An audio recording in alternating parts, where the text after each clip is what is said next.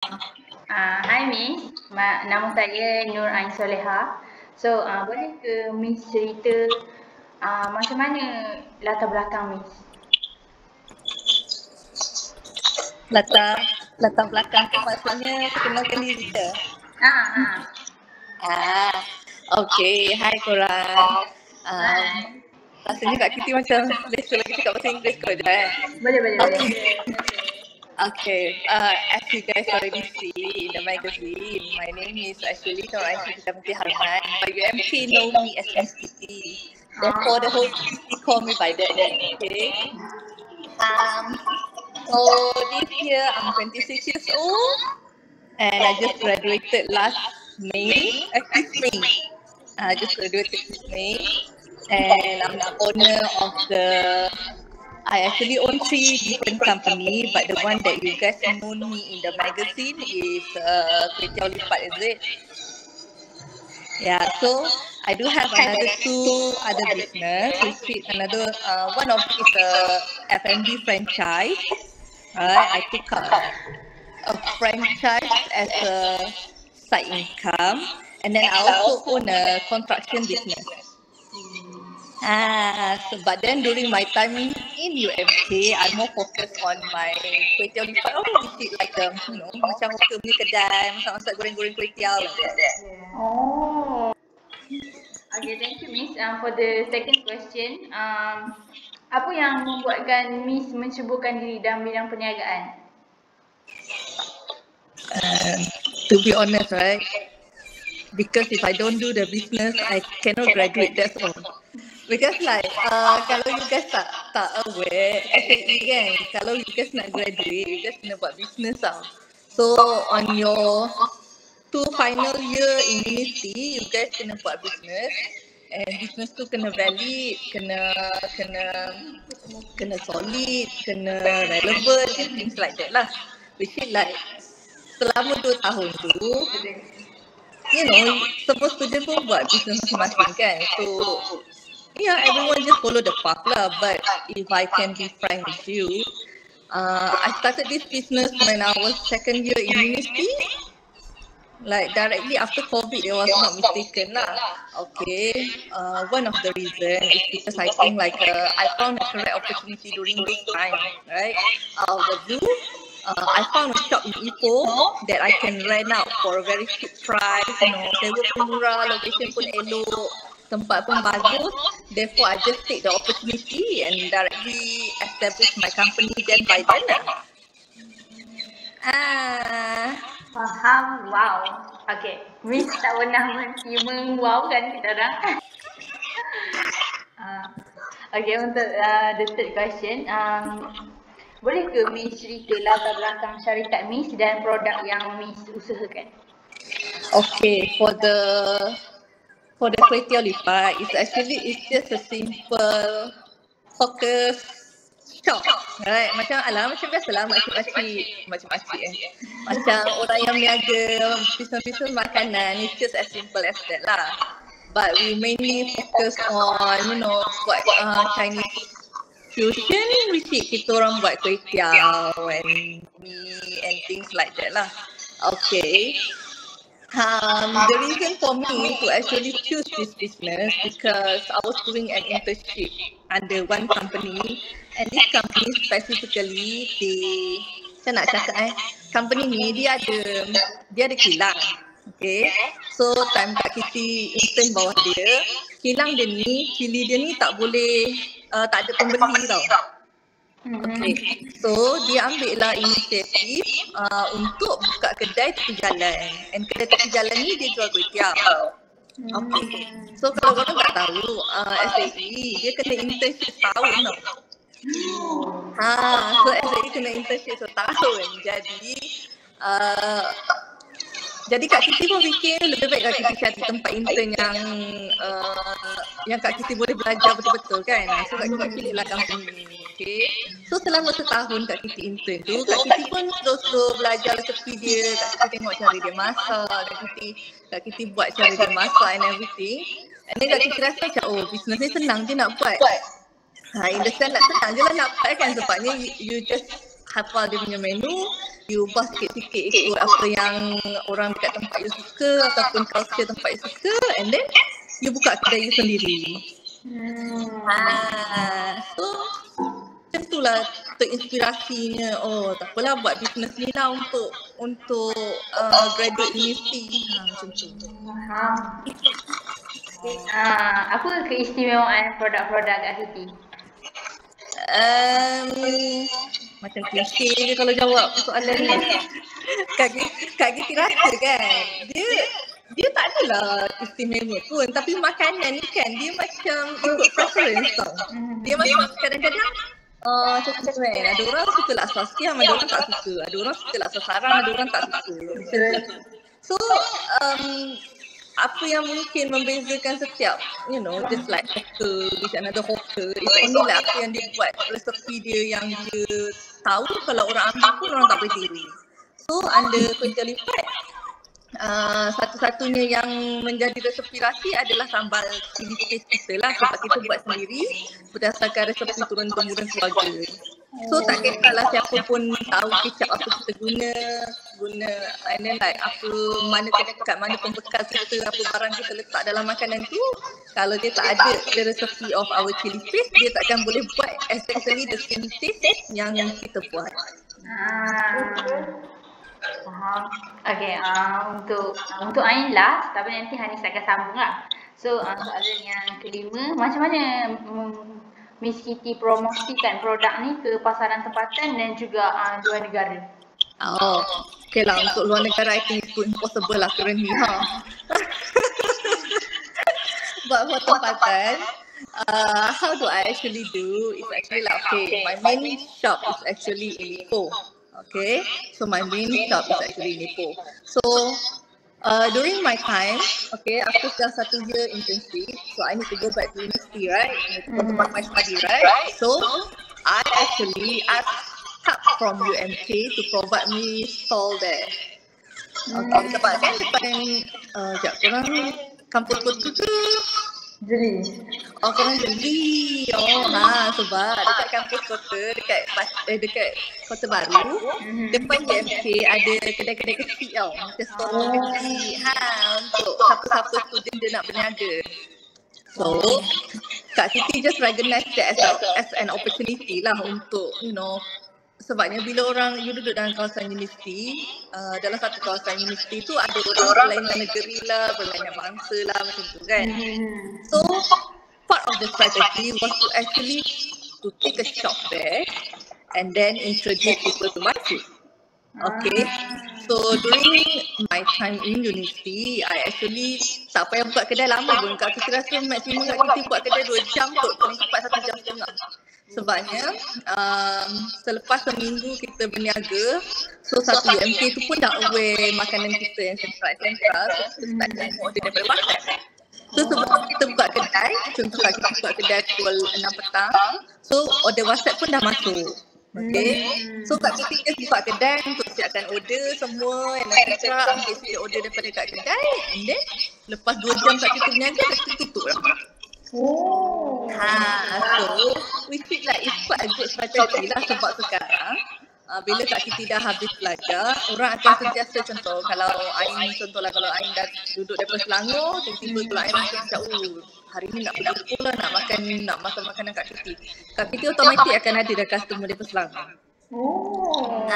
Which is quite a good strategy, isn't it, untuk kembangkan you punya branding and everything. But internationally, for the food, I think the best way to go is to actually just open another shop in another country. Which is like quite complicated, you know, because like setengah barang kita tak diiktiraf oleh negara luar, and then like setengah barang kita dikira berbahaya untuk negara luar, and then kalau contoh lah you buka kat negara luar kan, paling-paling dekat pun Singapore pun habit pemakanan pun jenis yang healthy, jenis yang tasteless, so dia mungkin akan tukar rasa tu. So kalau expand keluar, you takkan boleh bring your authentic sisi ke tempat lain.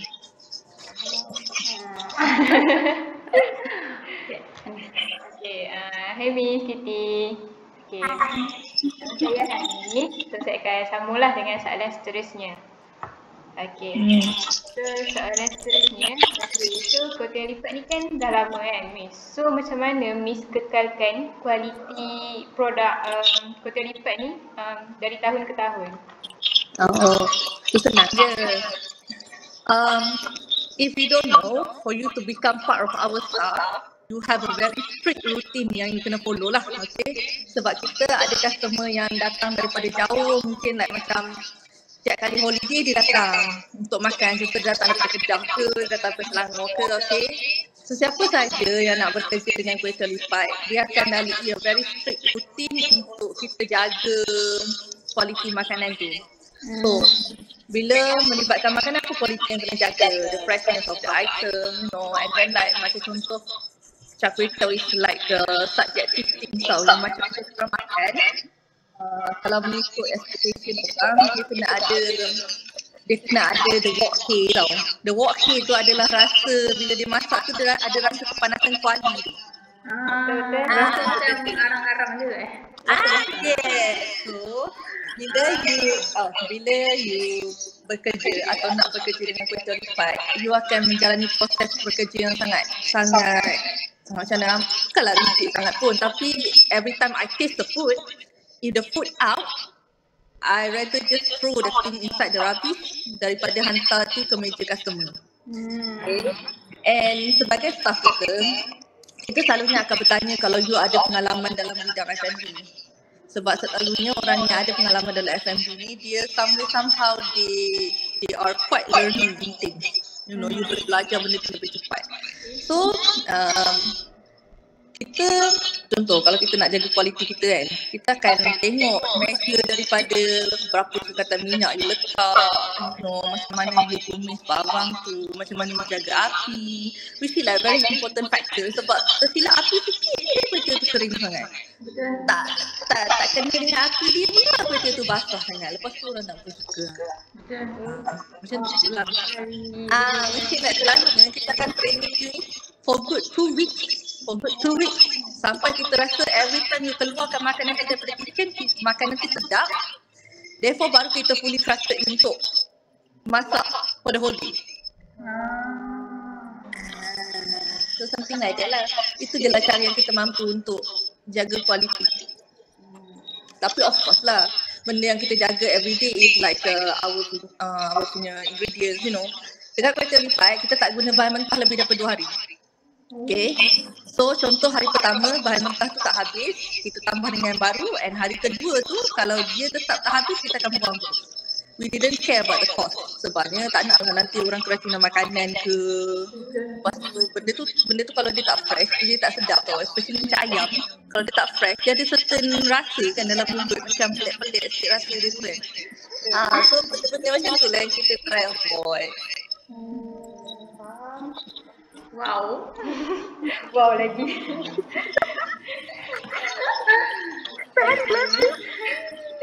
Okay, so kita akan go to the next question. Okay, so macam Miss sendiri daripada belajar keusahawanan kan. So macam sekarang ni banyak orang muda yang cuba untuk jadi usahawan, untuk buka bisnes sendiri. So bagi Miss, apa nasihat yang Miss boleh bagi untuk orang yang cuba nak berbisnes? Macam Miss.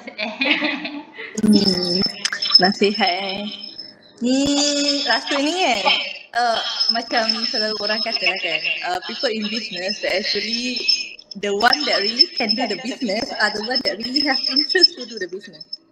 Because kalau you tak minat berbisnes kan, tak adalah kita cakap benda tu mustahil, sebab benda tu boleh je dibuat walaupun macam cikai-cikai macam tu.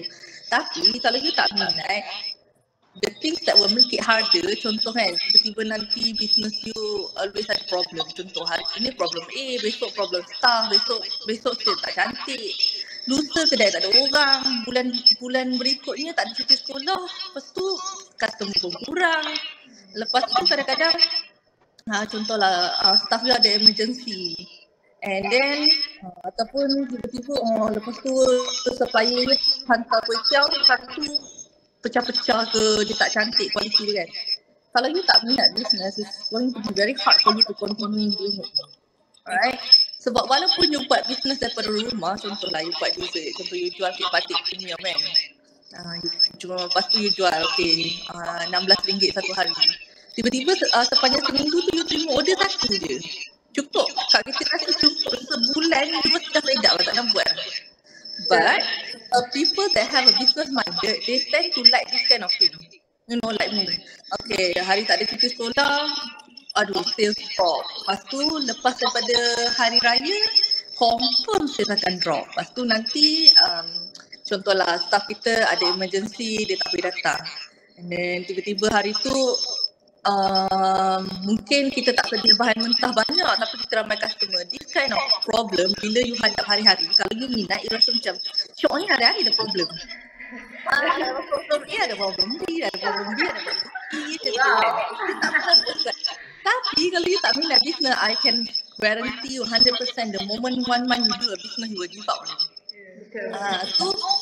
So sebenarnya like it's really like jadi business people is so nature lah. Kalau you rasa nature you adalah sukakan cabaran 24 jam 7 hari, nak tidur tak tenang, nak bangun tak tenang, nak mandi fikir kedai, lepas tu bulan ni teruk nak bayar rent macam mana pula. Kalau you like that kind of life, you 100% meant to be a business people. Macam Kak kita ada 3 business currently. Okay. So kuih tiaw lipat adalah kedai yang memang satu je lah kan. Okay, memang satu kedai je. And then yang Kak Kitty take franchise, we are currently going to open our 3rd branch. And the construction one, we practically ada masalah lepas ada masalah. If you are not interested in the field, usually like, malas. Tak tahu baik kerja dengan orang, dia duduk depan laptop, do that kind of thing. Tapi bagi Kak Kitty syoknya, hari ni buka telefon, staff kata alamak hari ni MC, okay syoknya macam mana, tak perlu MC lah kan. Ataupun tiba-tiba pisang pula tak sampai pula kat kedai, kapal rosak lah, apalah itulah. Bagi Kak Kitty okay je, Kak Kitty pergilah cari supplier lain semua kan. You know, macam tu. You need to be really interested in business if you want to do one. Kak Kitty family business ke? No, I'm the first business owner in the family. So tahu tak waktu Kak Kitty for the first time buka business waktu tahun kedua Kak Kitty kat industri, Kak Kitty tak ada siapa-siapa pun yang Kak Kitty boleh nak buat macam mana, nak buat macam mana. So I kind of figure out the things by myself through the way. You know. Contoh macam benda yang Kak Kitty tak tahu, mana Kak Kitty tahu macam mana nak cari supplier kuih tiaw yang manufacturer. Kita nak pergi kat pasar tu harga dia dah markup tau. So dia akan kurangkan kita profit. So Kak Kitty ni duduklah seharian depan komputer, depan laptop, cari supplier, and then pergi kedai ke kedai, tengok siapa pun kedai lagi murah, tanya siapa boleh bagi harga pukal. Lepas tu nak cari minyak. And then most of Kak Kitty parents is a government worker, right? So therefore, my parents doesn't encourage me to become a business people because they say business people, menurut pandangan orang tua-tua, dia macam kerjaya yang tak ada kestabilan. For them it's like that, okay? But I am proudly to say that I'm the first one in my family able to buy car cash. I'm the first one in my entire family able to, you know, dah daripada 18 tahun tak pernah minta duit pun dekat mak ayah. So I'm the first one in the whole family that my mom or my dad send me to the university. They don't have to worry about me. Tak payah nak risau dah tak cukup duit belanja ke, because I will still figure out a way macam mana nak buat duit tu kan. And one way that I would love to say is like, you know, I kind of want to say thank you to UMC, you know, sebab kampus kota, the support system is like amazing. Okay, so lecturer dia sentiasa tolong. Kalau you tiba-tiba tak tahu macam ni nak buat macam mana, macam tak ada marketing idea nak buat macam mana, your lecturer will always help. So in one way another, you tak adalah rasa macam seorang-seorang, you know, figure out things, tak tahu nak buat macam mana, tak tahu nak kembangkan macam mana. So it's quite helpful to study under UMK, especially to specialize under business studies. Kak Kitty anak yang keberapa daripada berapa adik-beradik? Kak Kiti ada 3 orang adik-beradik. So Kak Kiti anak kedua and Kak Kiti anak perempuan tunggal. So Kak Kiti ada abang dekat atas, adik lelaki dekat bawah. So my father call me a son of the family.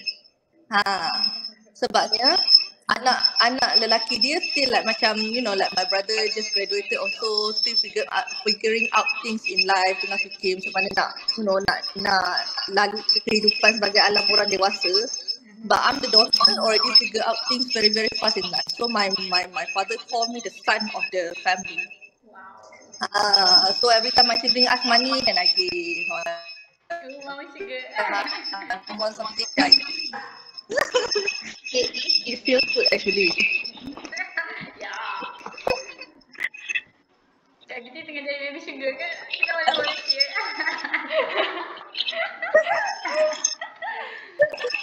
Interesting lah.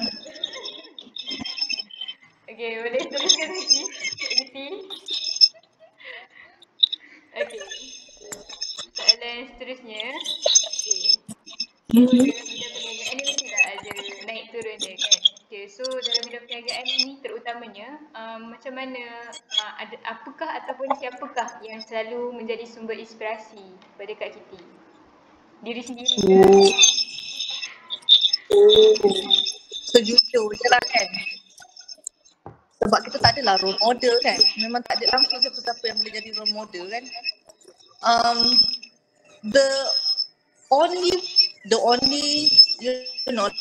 like a person or an institute that supposedly get a credit for wherever I become today is 100% UMK.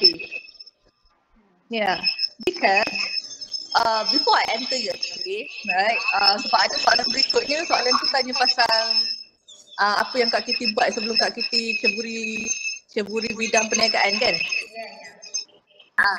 So Kak Kiti explain macam ni. Okay, waktu saya Kak Kiti 18 tahun, Kak Kiti mulakan kerjaya dengan buat kerja bidang sales. So dulu dekat Ipoh kan ada banyak bidang kerja sales yang boleh buat kan. So Kak Kiti buat bidang kerja bahagian sales untuk jadi salesperson untuk bahagian kopi. Okay. So Kak Kiti akan pergi setiap kedai dekat Ipoh ni atau setiap kedai dekat Perak ni untuk firstly bagi sampel kopi tu and then next time ambil order and everything like that lah. Okay. Budaya kerja bahagian sales is like very very very tough sebabnya kadang-kadang dia akan reject, kadang-kadang orang dah nampak dia daripada jauh, orang akan tak nak dengar apa nak cakap and etc.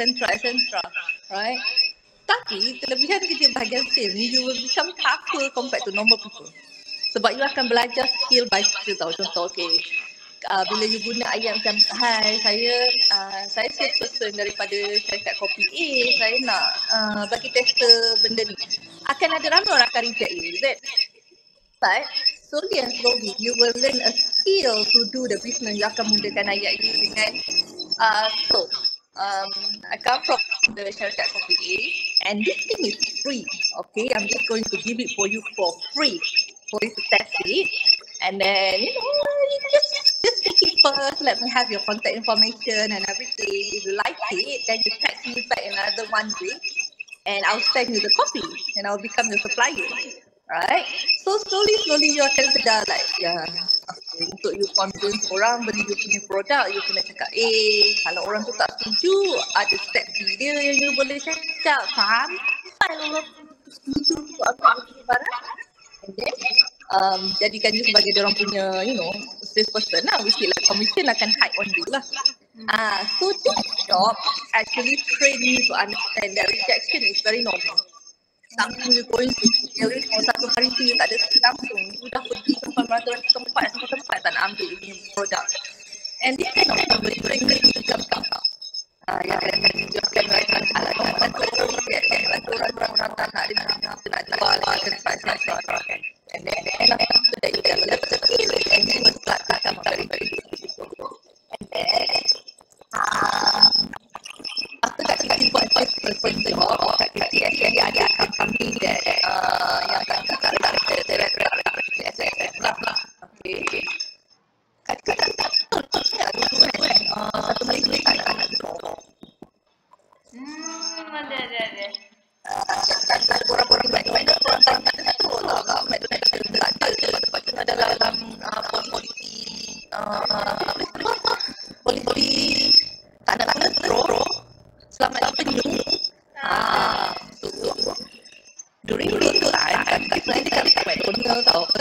dengar lah orang belakang kat kita dia cakap macam ni.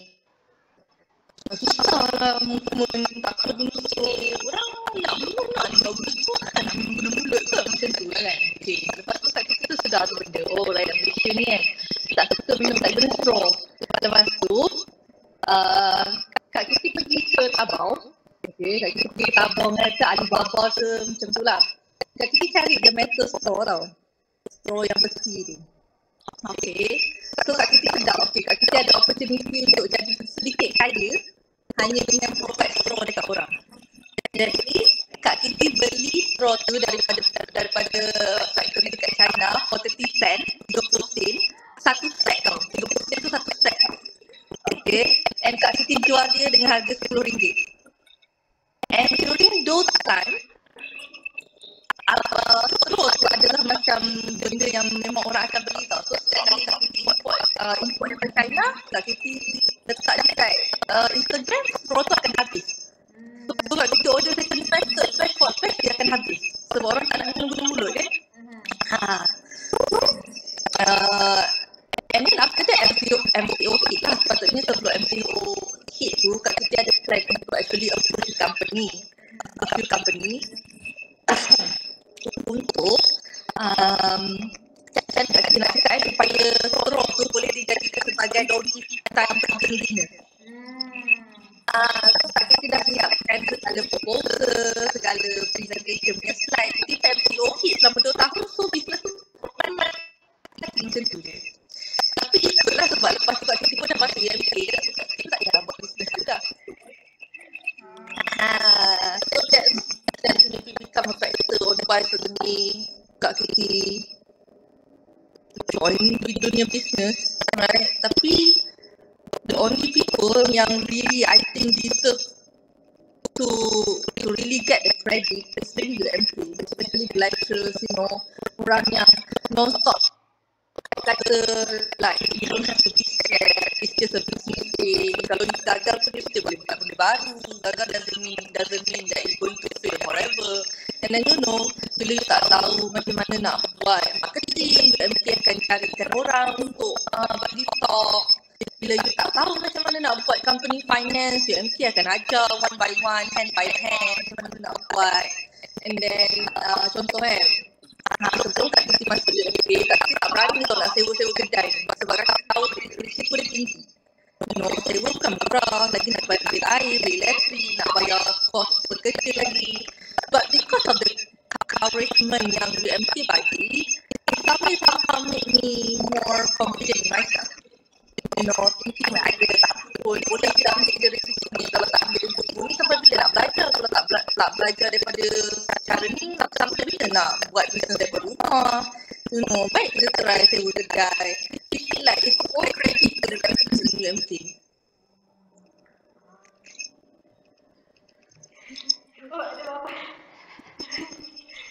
Okay, so sikit lagi ada 2 soalan lagi. Okay, so soalan seterusnya. Untuk Miss Kitty, usaha untuk memastikan bisnes Kak Kitty ni menyokong konsep kelestarian. Tak kisah ekonomi ke, sosial ke, alam sekitar ke. Nasib baik Kak Kitty dah buat research pasal soalan ni. Dia dalam tab, buat tab kan. Kena buka skrip dia. Kena buka skrip tu sama. Okay. Kalau daripada bidang ekonomi kan, kelestarian ekonomi, selalunya Kak Kitty akan prioritize menggunakan pengeluar tempatan. Maksudnya, contohlah ada setengah bisnes kan, bisnes makanan dia akan import barang tu daripada barangan import kan. Contoh, kalau you nak buat tiramisu, you kena guna barang import lah. Nak buat mascarpone, all that kind of thing lah. Tapi untuk bisnes Kak Kitty daripada bahagian ekonomi, Kak Kitty akan prioritaskan apa saja yang berada yang dikeluarkan oleh orang tempatan. So maksud orang tempatan tu mungkin kita punya supplier, Malaysia. Sebab kita nak dana ekonomi ekonomi Malaysia at the same time. Alright? And then tak ada reality tak. Okay, so daripada segi finance, kewangan pula, Kak Siti akan buat pengurusan kewangan yang lari-lah yang relevant. Contohnya, Kak Siti akan sediakan bajet yang betul-betul bajet operation cost tu yang betul-betul cekap tu maksudnya macam dia akan kurangkan pembaziran, dia akan contoh kita akan buat pelaburan untuk teknologi yang lebih baik. Contoh mungkin sekarang orang dah tak masak guna kereta guna arak, tak eco-friendly lah orang kata kan. So kita tukarlah tak guna gas. Maybe one day kalau guna gas ni tak cekap untuk alam sekitar ke, tak cekap untuk kewangan ke, kita tukarlah pula guna electrical ke, that kind of thing lah. Okay. So, yang lagi satu untuk bahagian ekonomi, bila kita hire staff, kita akan hire the one yang kita tahu dia akan produktif. Maksudnya macam bila kita hire, kita akan hire staff yang kita boleh tingkatkan kualiti kerja dia dengan efisien kerja dia bersesuaian dengan kehendak ekonomi. Kan Malaysia kan tengah nak ke arah bekerja efisien tinggi. Sampai naik macam tu lah. Satu daripada sosial. Sosial ni selalunya melibatkan budaya kerja kita lah kan, kelestarian sosial. Apa yang Kak Siti selalu buat untuk syarikat Kak Siti, selalunya kita akan offer gaji minimum mengikut kehendak kerajaan. Contoh macam sekarang basic gaji minimum 1.7k kan. So kita akan follow lah benda-benda yang government tentukan, untuk kerja kita berikan keadaan kerja yang adil. Maksudnya kita bagi gaji yang setimpal untuk staff. Lepas tu kalau staff sakit, kita ke klinik, kita akan bayar dia punya expenses untuk medical help dia. And then kita sediakan tempat kerja yang suasana yang selamat, and then tempat kerja yang ikut protokol yang pastikan bila Yugas masuk kerja dengan Kak Siti, Yugas semua akan selamat. Mentally ke, healthly ke, spiritually ke, emotionally ke, semua selamat. Ekonomi adalah ada company kita akan buat setiap hari Jumaat. Kalau ada kerja Jumaat, kita akan buat sedekah untuk hari Jumaat lah. Okay. So sedekah kita ni terbagi kepada dua lah. Satu kita akan hantar ke masjid, and satu lagi kita akan buat sedekah kita ada. Itu kita sediakan air atau makanan untuk abang breakfast atau minggu berikutnya kita akan sediakan sedekah macam kita letak dulu dengan coklat untuk budak-budak. Minggu berikutnya mungkin kita akan bagi kerja free untuk satu masjid ni, internet masjid macam tu lah yang kita buat. Okay. Untuk bahagian sosial lagi, yang tak support adalah ada destination lah. Destination ni maksudnya kadang-kadang ada company kan tak nak ambil pekerja perempuan. Sebab perempuan ada pain lah, nanti nak cuti sebab migraine lah, lepas tu emosi tak stabil pula nak cuti lah. Okay. Kat company kat kita tak adalah benda macam tu. Dia tak adalah terutama dalam lelaki ke perempuan ke, mesti bagi dia kerja. So asalkan you boleh bekerja, you boleh dengar arahan, you boleh bergerak dengan satu tim, lelaki ke perempuan ke, kita lesbian ke pondan ke apa yang kita di my company. Okay. Lalu kalau sokongan yang melibatkan daripada contoh petani, peternak, and then manufacturer, itu adalah benda yang kita take care lah. Okay, ada kerja lipat, kita hanya mengambil supplier yang kita tahu contoh kilang dia adalah kilang yang bukan oleh rakyat Malaysia sendiri, ataupun pengeluar kita adalah pengeluar yang memiliki farm dia dekat Malaysia sendiri. Contoh, you buka kilang ayam kan, kilang ayam kan, kalau tempat dia peternak ayam lah, contoh dia peternak ayam. So Kak Siti tahu peternak ayam, dan you pun usahawan daripada Malaysia, Kak Siti confirm dia akan jual, dia akan ada supply untuk peternak ayam kan. So Kak Siti dia direct dengan use pokok. Dia macam menjalankan hubungan baik sosial data dengan guys. Macam tu. Okay. Saya tengok.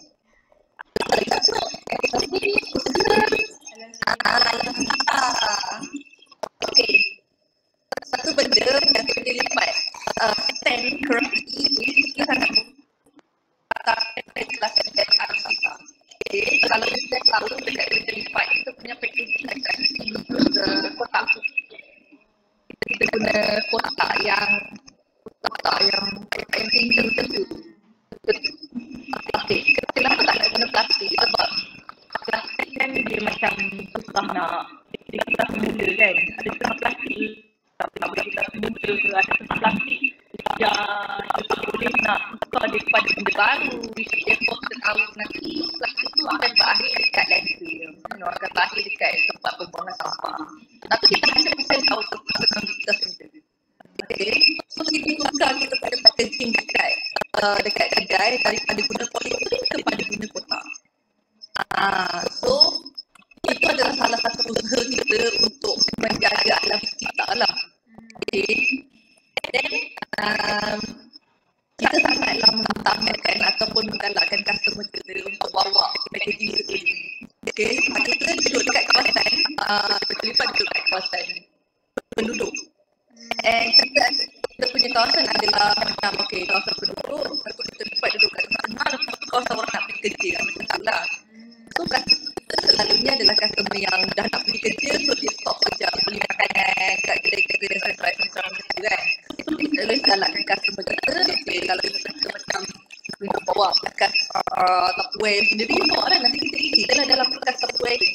Even dalam company franchise kat kita, kita ambil franchise goreng pisang tau. Tak tahu lah korang tahu ke tak, tapi nama dia GPC.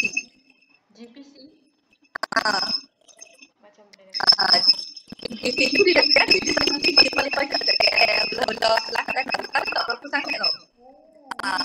So, selalunya, kejap. I think it's sorry lah sebab kita nak buat kuku. Faham. So, untuk aktiviti franchise tu, majoriti buka franchise ni dekat kawasan orang Cina tau. Dekat jarang buka dekat kawasan orang Melayu. And orang Cina dia ada satu mentality kan, dia suka bawa bekas dia sendiri tau. Selalu bawa bekas dia sendiri.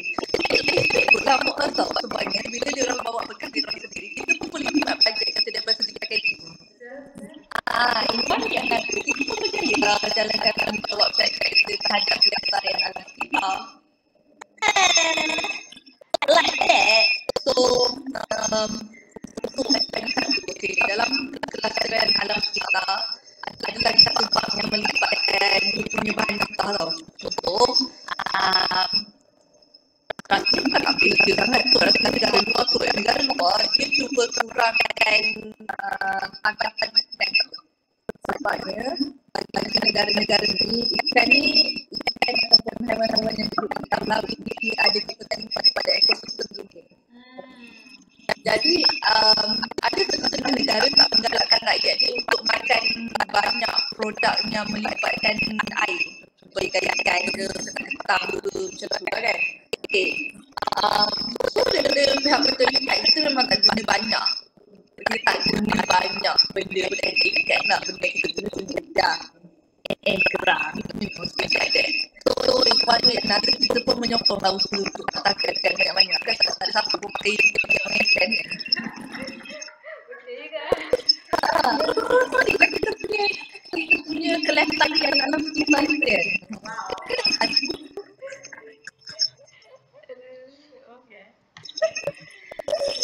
That's all. Terhibur. Okay. So, last question kat Kiti. Okay. Semua tahulah kalau kita nak buka bisnes ni ada cabaran kan. Tak kisahlah masa baru nak start ke, masa tengah bisnes ke. So, apakah antara cabaran yang Kak Kiti lalui sebelum buka bisnes Kotiau Lipat ni dan juga masa berjalanlah bisnes ni. Dan macam mana Kiti to overcome the challenges? Kita ada satu quotes tau dalam hidup tau.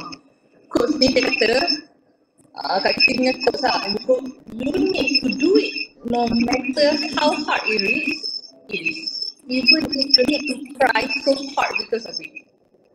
So Kak Titi ada mentality macam tu. Kak Titi tak ada dah cakap sebelum Kak Titi buka bisnes ni, Kak Titi tak ada anything that bothering my mind. Contoh kan, apa cabaran yang Kak Titi lalui sebelum Kak Titi nak buka bisnes ni? Okay. Satu, Kak Titi masa belajar. Itulah. Kak Titi belajar kat Kelantan. Kedai ni tak ikut. Tak ada banyak benda yang tak difikirkan sebelum nak buka bisnes tu. Contohnya bila dah buka bisnes tu, nak pastikan keadaan kedai tu betul-betul okey. Contoh macam mana nak elakkan siapa-siapa curi duit syarikat. Okay. And then macam mana nak pastikan kualiti makanan kita tu akan sama waktu kita masak dengan bila staff kita masak. And then dah lah you jauh 269 km away from you punya kedai. Nak pastikan sales kedai tu sentra. Okay. Sebelum Kak Titi buka kedai tu, Kak Titi ada mentality, kalau kau tak buat benda ni sekarang, belum tentu tahun lagi kau akan buat. Okay. So normally sebagai golongan muda kan, you akan ada mentality macam tak apalah, kebetulan nanti masa dah tepat nanti aku buat lah like that, right? Nah, Kak Titi ada mentality, kalau aku tak buat sekarang, belum tentu setahun lagi aku akan buat. Okay, and the moment Kak Titi ada mentality begitu, Kak Titi akan ada mentality you either do it or you going to regret it later on in life. Okay, so walaupun Kak Titi tak pernah mula kedai, pasti tak tahu pun lokasi tu strategi tak nak buat kedai, sentra kan. Kak Titi buat je dulu. Nanti bila bisnes tu dah establish nanti, Kak Titi fikirlah sendiri apa solution kepada masalah tu. Okay. So contoh masalah yang paling solid sebelum nak buka kedai adalah soal finance lah. Okay. Sebab contoh kalau you buka kedai daripada rumah, bajet you tak tinggi kan. Sebab you tahu semua benda guna je dalam rumah tu, tak payah bayar sewa, you pun buat kerja tu sendiri, you tentukan masa sendiri. Tapi bila you sewa kedai, you kena sediakan kewangan syarikat 3 kali ganda daripada sebelum buka kedai. Contoh lah kalau you nak buka kedai tu perlukan 3,000. Contoh. You kena at least ada 12,000 dalam akaun, cukup sekadar untuk kalau tiba-tiba bulan tu you tak ada sale atau tahun tu sale you teruk, you masih ada duit kecemasan dalam bank ni yang boleh menyelamatkan syarikat tu. So sebelum Kak Titi mulakan bisnes tu, Kak Titi pastikan syarikat Kak Titi tu ada 3 kali ganda kewangan. Kiranya untuk sewa ada 3 bulan sewa di masa akan datang yang Kak Titi ada saving. Untuk bayar gaji pekerja, Kak Titi ada 3 bulan punya gaji pekerja yang Kak Titi boleh bayar sekiranya syarikat tak ada sale. Untuk bahagian elektrik, kita predict contoh sebab Kak Titi meniaga pagi so tak banyak guna lampu kan. Kak Titi akan prepare RM50 satu bulan untuk elektrik dengan air and gandakan dia dengan 3 kali untuk 3 bulan. So this kind of thing was to actually help you in case you punya business tak ada sales pada bulan-bulan tertentu, you still boleh jalankan business ni. Okay. Secondly, Kak Titi sebelum start business, Kak Titi tahu lah, Kak Titi ada satu mentality, everything need to be done by cash. Okay, ada setengah bisnes, kalau bisnes besar-besar kan, dia akan ada hutang kredit tau. Hutang kredit ni dia ada syarat dia. Contoh, seperti hantar barang dekat you. Lepas tu nanti mungkin seminggu, sebulan ataupun setengah bulan macam tu, supplier akan minta bayaran daripada you. Okay, kita lipat, kita tak jalankan bisnes macam tu. Kita tahu by cash, bila barang tu sampai kita terus bayar. Okay. Kenapa Kak Titi buat keputusan macam ni sebelum mulakan bisnes? Sebab Kak Titi tahu banyak bisnes dia rugi sebab dia hutang supplier. So you ambil barang banyak-banyak with the hope that production you banyak, customer you banyak, lepas tu you hutang. Tiba-tiba bisnes tu tak berjadi, customer tak banyak, barang lagi banyak buang daripada terjual, you pun yelah sebabnya barang yang you beli itu akan convert pada sales kan. Kalau you tak berjaya jual barang tu, sales you takkan di-generate pun. So you akan ada banyak hutang dengan supplier lah, dengan manufacturer lah, which is not a good thing lah untuk belajar dalam dunia bisnes. So Kak Kiti ada mentaliti, kalau kway teow tu Kak Kiti beli untuk seminggu, okay. Kalau supplier kata, tak apalah, I tak nak ambil duit hari ni, I nak ambil hari Sabtu. Okay, by the time hari Sabtu punya kway teow sampai, Kak Kiti bayar terus. Kak Kiti takkan pernah hutang benda tu sebulan, 2 minggu, tak pernah. Sebab duit ni kan dalam business is a very fragile thing tau. You kena ingat tu je dalam dunia business, duit adalah you punya kekuatan. Kalau business you tak buat duit, you takkan boleh pergi ke mana-mana. Okay, dengan berhutang dengan supplier, ingat you akan ada duit lebih, tapi tiba-tiba jadi duit tu you pergi makan Sukiya lah, lepas tu you nampak toner pad dekat Watson tengah buat sale RM50, you belilah. Out of the blue satu you lupa je yang extra sebenarnya untuk bayar supplier. So adalah lebih baik you bayar je dulu supplier, nanti you tengok you ada berapa banyak lagi duit boleh guna, and then you guna. And then sebelum nak start business, benda yang paling Kak Kiti takut, Kak Kiti rasa macam boleh bertahan tak boleh bertahan untuk business tu. Sebabnya kawasan yang Kak Kiti buka tu, dia tak ada siapa-siapa pernah buka kedai kat situ. So tak ada orang pernah buka kedai makan dekat kawasan tu. So Kak Kiti ni ambil gamble, ambil risiko yang sewa kat tempat ni murah, deposit dia rendah, and then dalam perjanjian sewa tu dah sekali dengan bil elektrik, dengan bil air. Okay. So Kak Kiti ambil je risiko ni tanpa Kak Kiti tahu adakah tempat ni akan menjadi ataupun tidak. But it's really thanks to Allah. 1 bulan kita buka, kita dah berjaya dapat kita punya ROI. ROI ni dalam dunia bisnes kita panggil the return of investment. Okay, return of investment ni contoh you buat tiramisu. Okay, untuk you beli semua kelengkapan nak buat tiramisu termasuk bahan mentah dan apa tu yang finger lady tu, packaging, printing, sticker, that all is the investment yang you kena buat sebelum you mulakan bisnes. Bila you mulakan, you kena kira berapa banyak skill yang you kena generate untuk returnkan balik duit tu and berapa lama. Okay. Kalau dalam dunia bisnes, kalau return on investment you mengambil masa lebih daripada 6 bulan, maksudnya bisnes itu dikategorikan tak return, tak buat duit dengan baik. So for kway teow lipat is very thankfully kita sebenarnya cuma keluarkan bajet 1.5k. 1.5k untuk establish the company together dengan sewa kedai and beli barang-barang mentah and barang-barang kedai, tempat masak and everything, 1.5k. And then by the first month, kita pun berjaya generate, sales tak ingat lah berapa lah, tapi kita tahu kita ada profit of like 3k.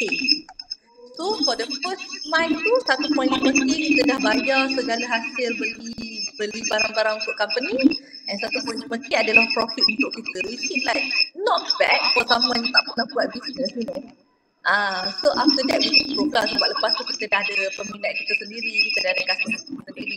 Okay. And then time you buat business, satu masalah, you tak pernah tahu pun apa yang you buat betul, apa yang you buat salah. Okay. Pada saat you buat business tu, itulah benda yang menjadi masalah pada Kak Kiti. Contoh you tak dengar zaman sekarang orang cakap permainan game business zaman sekarang kena sentiasa buat marketing. Okay. Dia bagi tahu marketing untuk F&B kena buat apa?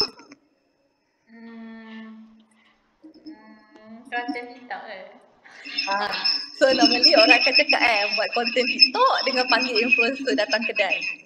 Okay. Do you know that two things pun tak mampu mengeneratekan you punya sale tau. Contoh okay.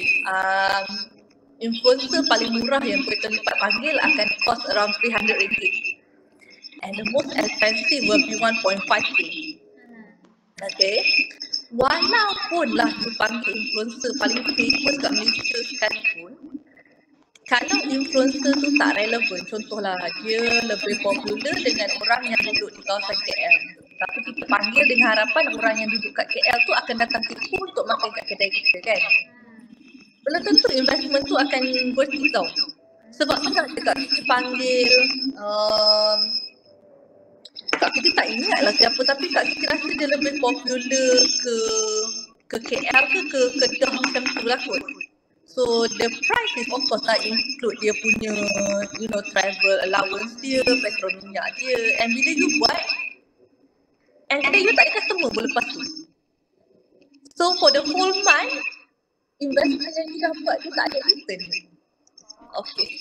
And then tengah-tengah kita buat business tu kan, okay, akan stumble upon problem macam bulan yang tak ada sale, apa yang you nak buat? Contoh bulan tu dah lah tak ada sale, staff you adalah 4 orang nak kena bayar. You akan, kalau you tak plan benda-benda ni betul-betul, you akan terpaksa gunakan duit poket you sendiri untuk bayar gaji staff. Thanks to God tak pernah happen kat Kuala Lumpur lah, okay. Sebabnya sepanjang Kak Titi buat bisnes, Kak Titi ada mentality of macam mana Kak Titi jaga kewangan syarikat ni betul-betul tight tau. Betul-betul tight. Maksudnya Kak Titi tak spend untuk benda-benda yang tak penting. Kak Titi betul-betul spend untuk benda yang Kak Titi rasa memang betul-betul kena buat. Kita berjaya bertahan sampai sekarang dengan hasil mentality macam tu. And Kak Titi ada mentality kalau bulan tu gaji Kak Titi tak ambil banyak pun tak apa. Kak Titi turunkan kemahuan dalam hidup. Contohnya mungkin bulan tu Kak Titi tak keluar bercuti banyak sangat ataupun tak keluar makan luar banyak sangat. Asalkan gaji staff terbayar. So kalau satu hari nanti you terlibat dalam bisnes, you kena ingat lebih baik you kurangkan kemahuan hidup you daripada syarikat you gagal. So and then masalah yang timbul lagi kan, masalah yang macam okay, Kak Titi dah lah tak ada orang tau nak minta pandangan etc. So lepas tu bila you dah buat bisnes tu, tiba-tiba contoh lah kan, ada masalah macam masalah paling besar Kak Titi ada kan. Kak Titi rasa masalah besar yang paling Kak Titi ada lah, kalau contoh bulan tu tak ada sale kan, you dah lah dekat UMK. Macam mana you nak tengok situasi sebenar yang ada kat kedai tu untuk you betul-betul faham sebenarnya apa yang tengah terjadi kat kedai you, kenapa orang tak datang, macam mana you nak dapatkan feedback tu? Macam tu. So itu masalah yang quite big lah for me sepanjang tengah belajar. Belajar lagi nak handle pula tu kan. Lepas tu maybe dah lepas 3 tahun syarikat tu establish, dia dah tak banyak masalah lah sebab you pun dah slowly belajar etc. Macam tu lah. Wow je. Dari awal hingga habis wow je. Okay, so itulah pengakhiran kita. Putih.